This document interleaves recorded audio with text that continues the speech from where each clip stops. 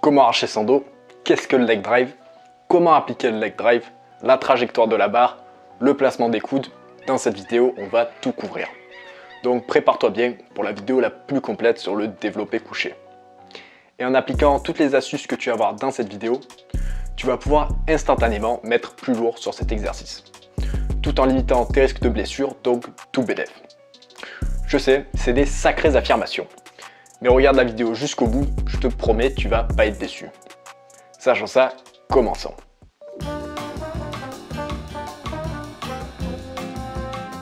Le développé couché est un des meilleurs exercices musculation pour développer son pec en sa totalité, comme nous le confirme cette étude.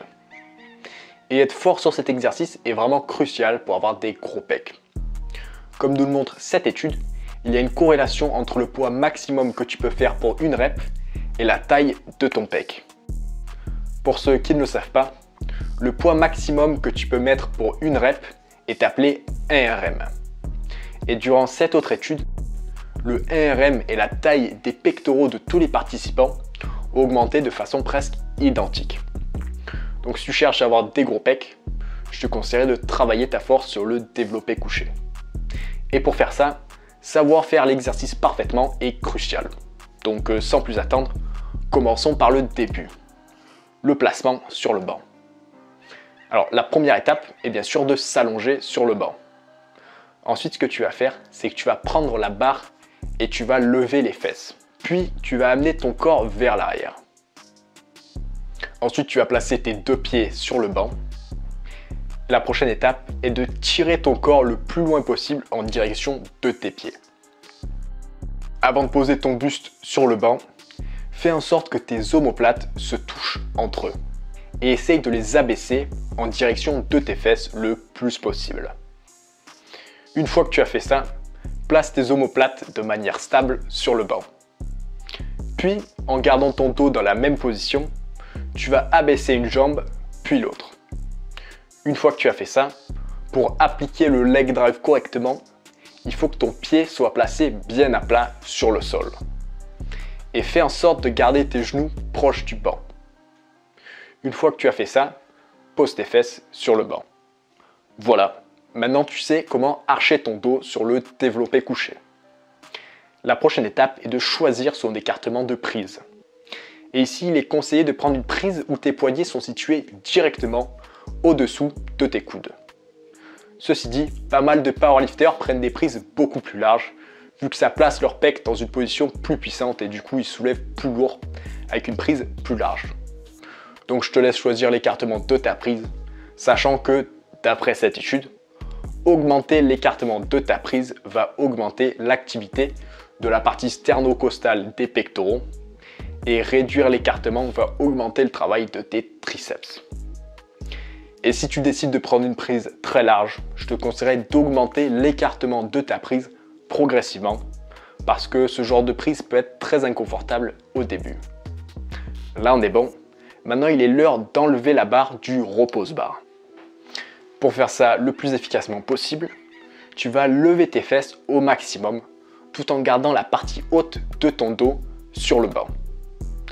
À ce stade, la barre devrait être directement au-dessus de tes coudes et de tes épaules. Et ici, il y a une chose à ne pas faire. Avoir la barre quelques centimètres derrière ton poignet.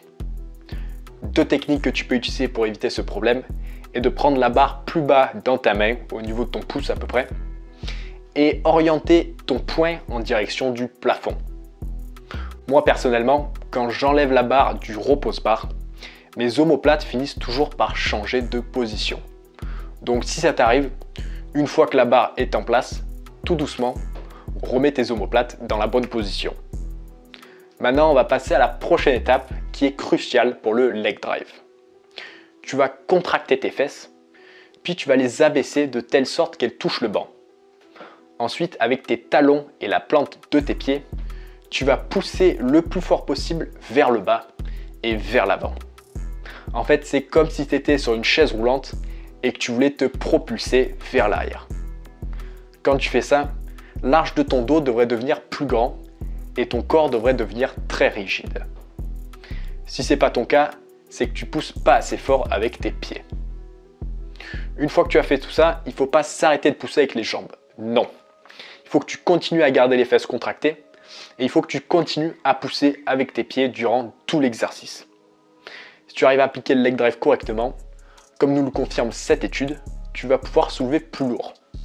Et dans l'expérience de pas mal de powerlifters, tu devrais pouvoir soulever 5 à 10% plus lourd. Ceci dit, le leg drive ne va pas augmenter tes performances instantanément. Ça prend un peu de l'entraînement. Enfin bref, maintenant tu devrais avoir 4 points de contact. Tes pieds, ton dos, ta tête et tes fesses. Et tu devrais toujours être en train de pousser avec tes pieds. Donc ton corps devrait être très rigide. La dernière étape avant de commencer est de prendre une grande inspiration et d'appliquer la méthode de respiration Valsalva. J'ai fait une vidéo complète dessus, le lien est dans la description. Une fois que tu as fait ça, il est l'heure de descendre la barre. Ici, tu ne vas pas descendre la barre directement vers le sol. Non. Ce que tu veux faire, c'est l'abaisser vers le bas et légèrement vers l'avant. De telle sorte que la barre touche la zone entre tes tétons et ton sternum. Ce qui devrait aussi être l'endroit le plus haut de ton buste. Maintenant, parlons de tes coudes. Ils ne devraient pas être trop vers l'intérieur ou trop vers l'extérieur. Vu de haut, ton bras et ton corps devraient former un angle d'environ 45 degrés. Et vu de côté, tes coudes devraient être situés directement en dessous de la barre ou très légèrement devant la barre.